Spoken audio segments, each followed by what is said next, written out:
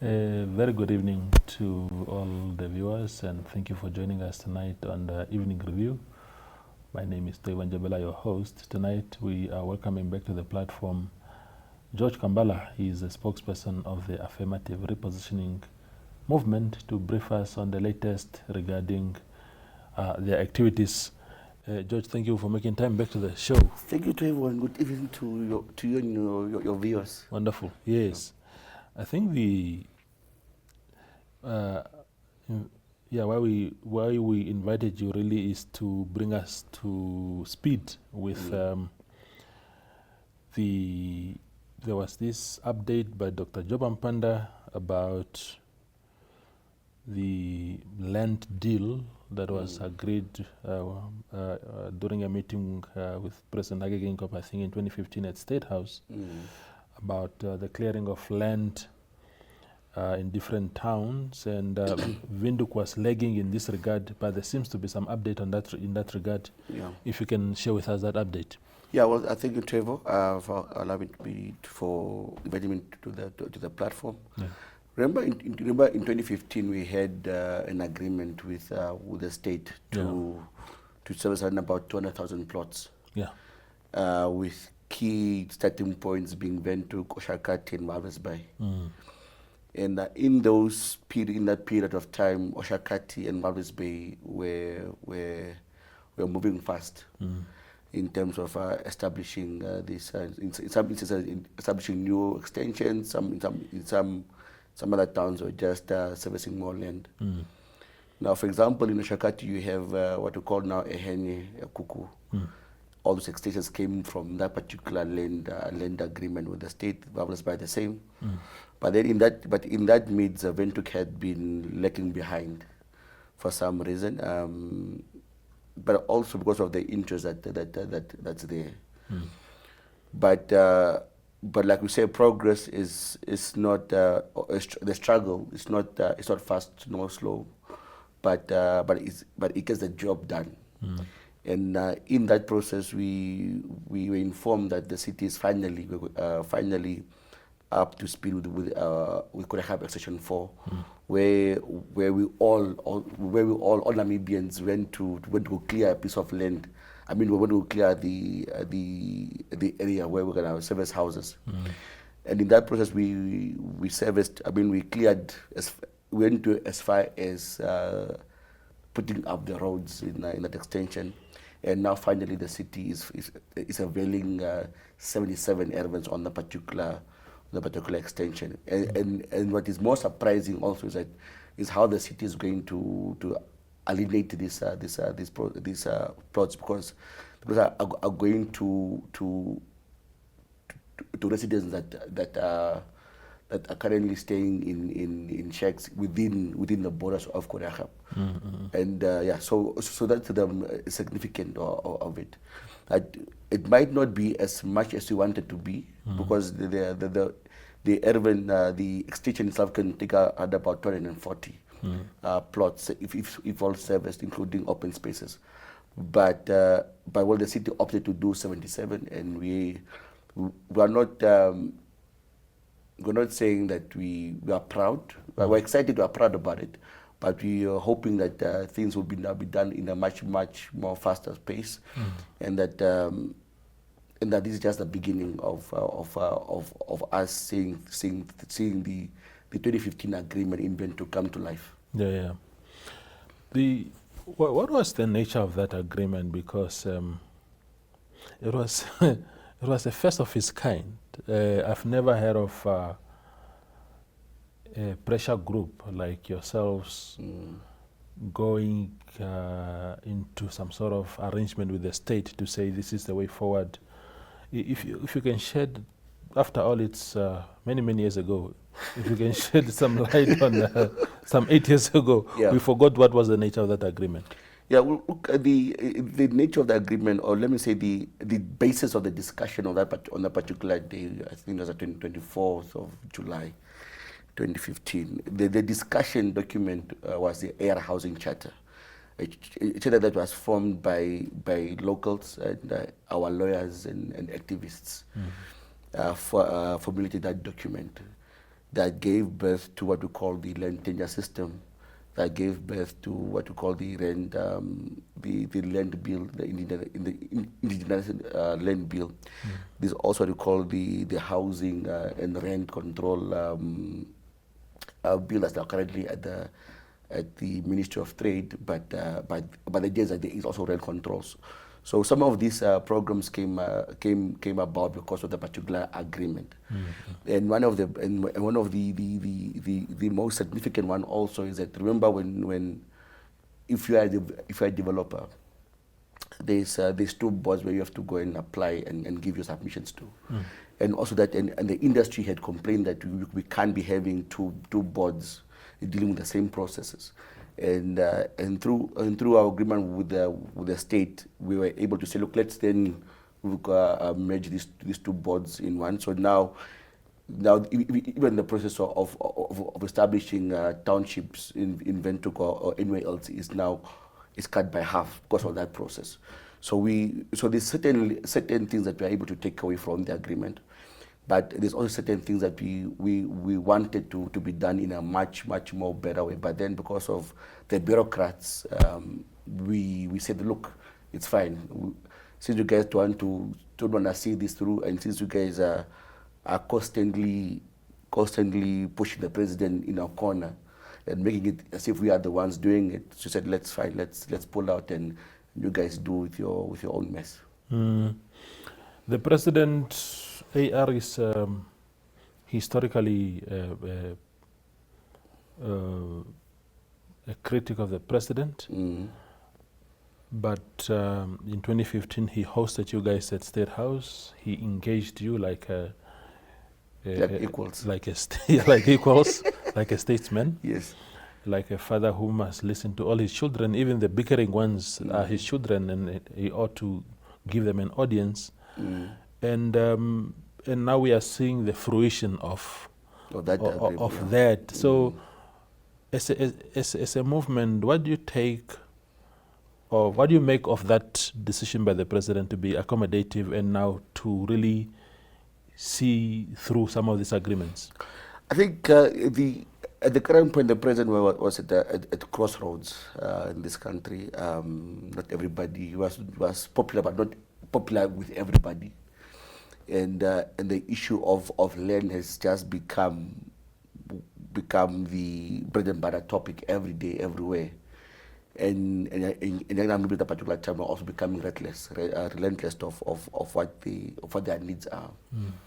So him allowing us, or him bringing us together, it's more that we wrote to him and said, look, we understand the state of affairs of this country.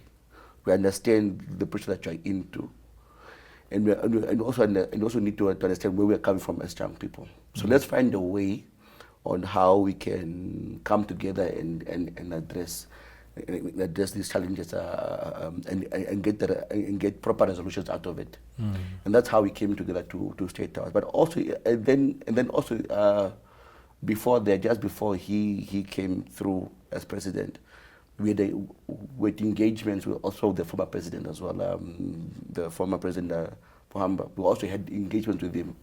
So we tried by all means to say, look, we don't want to reach the 31st of July, but let's find other if we can't get to the table and we can't resolute out of get a proper resolution, proper resolutions, then 31st of July will happen. If you remember when you were at New Era, we wrote two pieces. We said affirmative repositioning, the two options. So option one is hostility, option two is negotiations, and at least they opted for negotiations, and that's where we are right now. Yeah.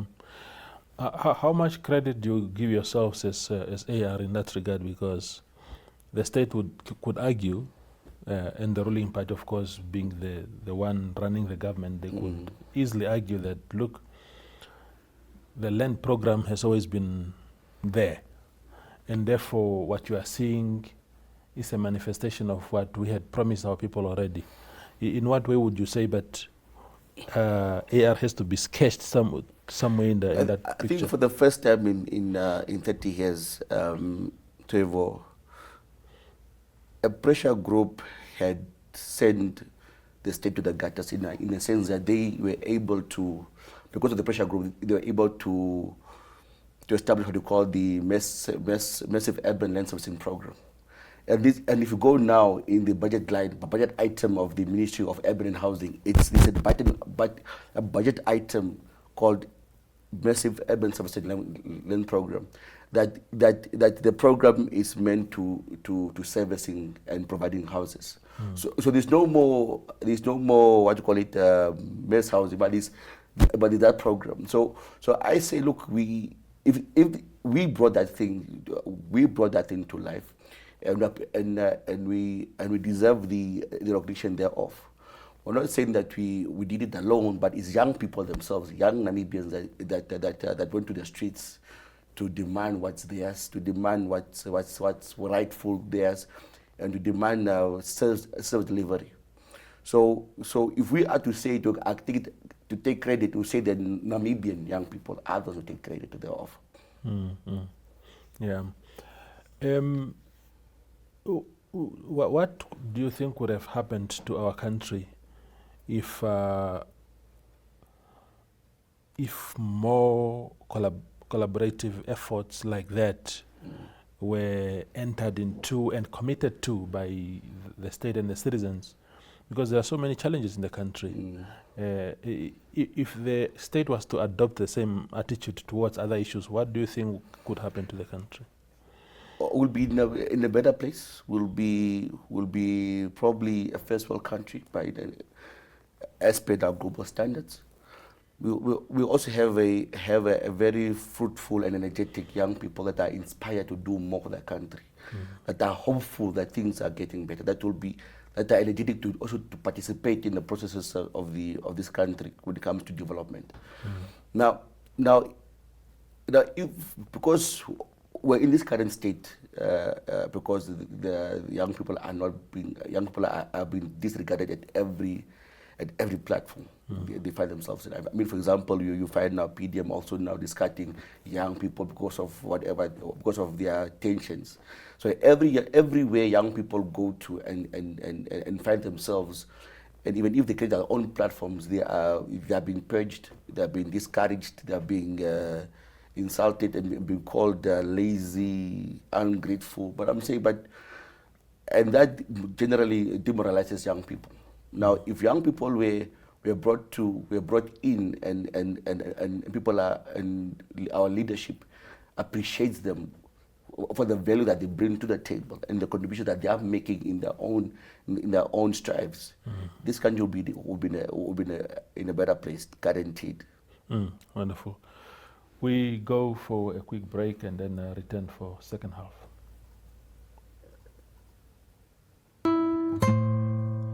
Ohole So Nice is an entertainment show brought to you by the youth for the youth, aimed at having more young people showcase their individual identities. Making a good impression does not come easy. The nerves and the natural way youth interact when it comes to dating, well, this has changed over the years. This is a dating show that allows individuals to participate and be their own true selves. Ohole So Nice focuses on blind date, talk about that, news, flex your style, and more. This show is broadcasted on NTV, 1up2.com, and on the MyZone Facebook platform. To share your experience or make your product or service part of Ohole So Nice, contact Zone at synergy.com.na. Ohole So Nice, because Sabawelling isn't enough.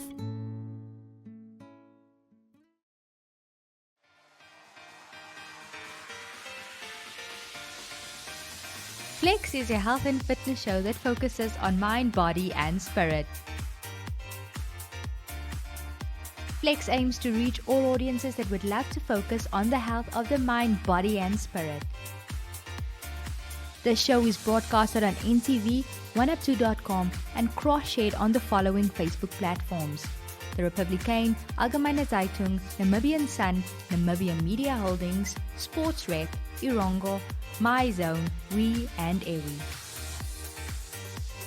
Flex focuses on daily fitness where we will be flexing our muscles, wellness interviews where we will be flexing our mind. For editorial and advertising queries, please contact zone@synergy.com.na.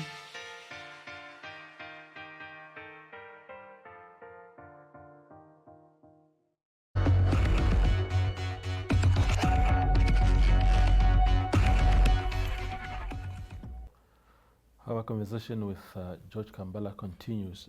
So George, again, 2015 is when that agreement was put in place. Yes.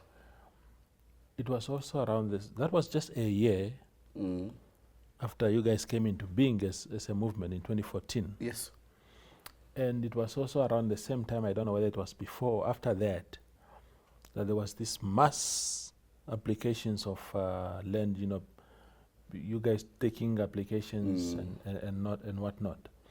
That used to be, that is the AR that a lot of people fell in love with. Yes. Since And still then, in love with. Since then, we don't see that kind of action anymore. AR is no longer at the forefront of things. You are no longer as forceful. You are no longer giving the state deadlines. I mean, what's happening? I think, thank you for bringing that up, because everybody talks about it. Everywhere I go, we meet people bring up this, and I wanted to perhaps also shed more light on it. When we started in 2014, one of the first things that we never envisioned is that we never envisioned that we will be where we are right now. A movement with almost 50,000 members countrywide, over 50,000 members are countrywide. A movement that's recognized by the Red Star. A movement that young people fell in love with, or fell and are still in love with. We never thought of it. All we thought was, okay, fine. In November 21, I'm going to do mass applications. And then in 2015, I'm going to do countrywide applications. And then July 2015, I'm going to occupy land. That was the plan. Now through that process, we wrote a book called Affirmative Repositioning, Awakening a Generation. Now the book itself gives the purpose of the book was to inspire young people, to say, look, you can do it yourself. You don't need somebody else to stand up for you. If you want to know how to write a letter to the police, it's attached there. If you want to know how to write a statement, it's attached in the book. All our key documents were also attached to the book for that purpose, saying, look, you can do it. Here are the samples. Copy and paste if you have to copy and paste, but just keep it to your content. And ever since then, young people from all walks of life have started coming out, standing up for people in their own communities. And even now, young people continuously stand up for themselves.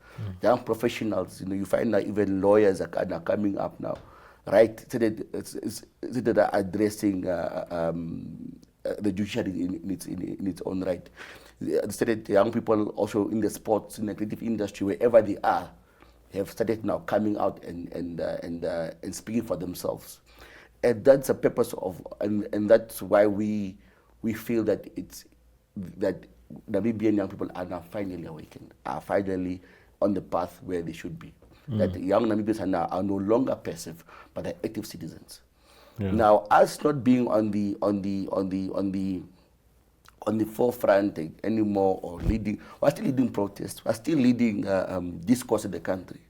We're still, for example, last year in September, the current Minister of Finance wanted to pass a bill, the FEMA bill, but because of our beliefs, said, look, you can't pass a bill that disregards Namibian citizens. You can't pass a bill like that.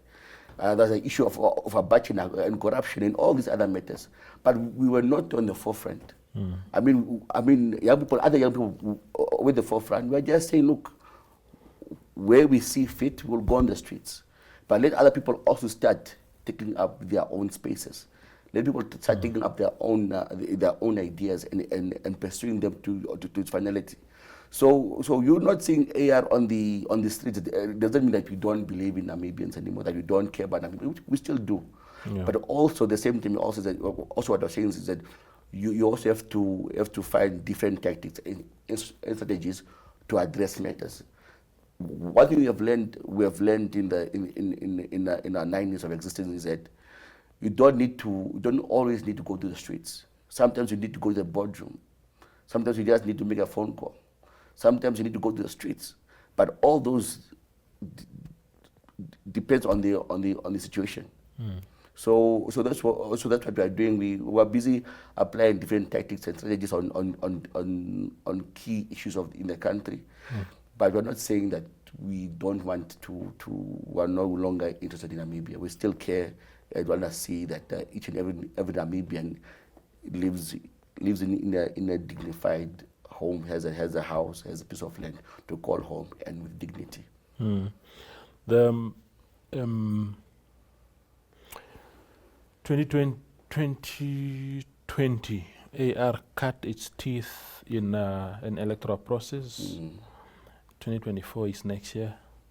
What are we going to see? Are we going to see AR actually participating in elections, or you guys were just testing the waters, and because you didn't do particularly well in Windhoek, and your spirit has been defeated also? Yeah, but also the question is that we did not do well in Windhoek.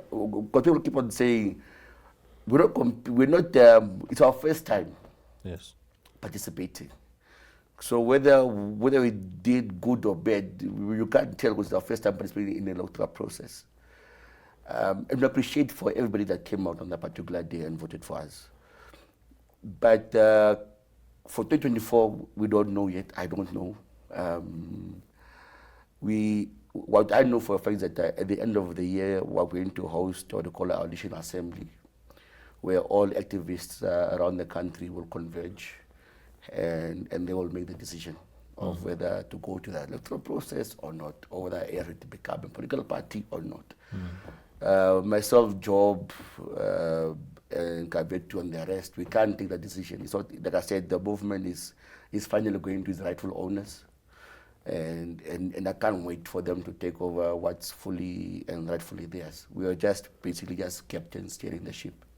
What is the likelihood of us seeing George Kambala in Parliament on the AR ticket? No, it's slim to none. Slim to none. I personally, I don't have ambition. I keep on telling you, I don't have ambition to be in political office. But I have ambition to be a key player in decision making. But that is the issue. I think people just look at these things from an ambitious point of view to say, oh, if you go to Parliament, it's because you're after positions or whatever. But sometimes you need to be in these places in order to effect the change that you want to see. Definitely. If you're a lawmaker, and people were going on around this FEMA thing last year, as an MP, you were better positioned to stop it in Parliament or these kind of things.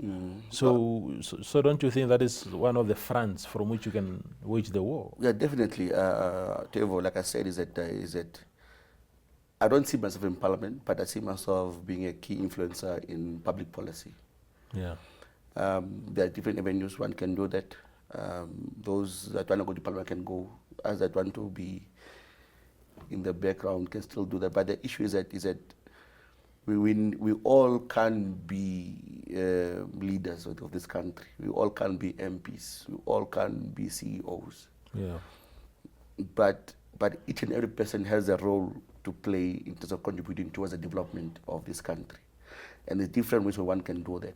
And like I said, Parliament is one of the avenues. Yeah.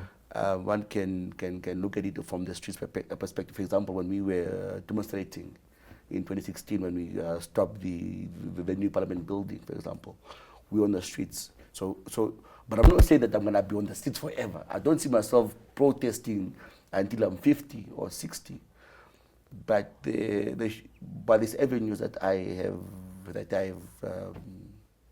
placed myself at to see, look, possibly yes, in those avenues, but Parliament, no. Yeah.